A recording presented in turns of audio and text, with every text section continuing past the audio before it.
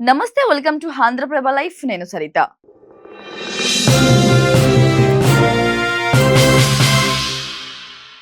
ఇంటిని చూసి ఇల్లాలని చూడడం అనే సామెత ఒకటి ఉంది, తెలుసు కదా. అప్పుడంటే పెద్ద పెద్ద ఇల్లులు ఉండేవి కాబట్టి బాత్రూమ్లు బయట ఉండేవి. కానీ మారుతున్న కాలానుగుణంగా బాత్రూమ్లు బెడ్రూమ్లోకి వచ్చేసాయి. ఇంటితో సమానంగా బాత్రూమ్లను కూడా శుభ్రపరచాల్సిన అవసరం మనకెంతో ఉంది. మరి వీటిని ఎలా శుభ్రపరచాలో తెలుసుకుందాం. ఈ అమ్మాయి ఏంటి బాత్రూమ్ గురించి చెప్తుంది అనుకుంటున్నారా? బాత్రూమ్ ని కొత్తగా ఒక ట్రిక్ ఉపయోగించి ఎలా నీట్ చేసుకోవాలో ఈ వీడియోలో తెలుసుకుందాం. టైల్స్ పై జిడ్డు ఎక్కువగా ఉంటే బేకింగ్ సోడా తీసుకొని దానిలో 4 చుక్కలు నీరు వేసి వాటిపై రుద్ది 5 నిమిషాల పాటు అలాగే వదిలేయండి. ఆ తర్వాత మంచి నీరుతో కడిగితే క్లీన్ గా అవుతాయి. సాధారణంగా లెమన్ లో సిట్రక్సిక్స్ ఆమ్లం ఎక్కువగా ఉంటుంది. ఇది ఎలాంటి మొండి జిడ్డు మరకలను కూడా తొలగించదు.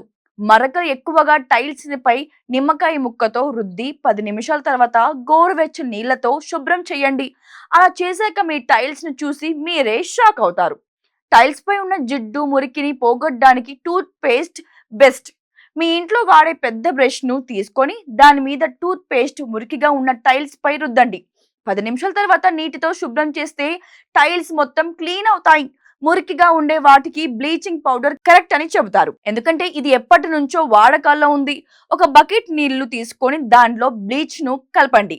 ఆ తర్వాత ఒక స్పాంజ్ తో టైల్స్ పై ఉన్న మరకలు మొత్తాన్ని శుభ్రం చేసి చివర్లో చల్ల నీరుతో మళ్ళీ క్లీన్ చేయండి.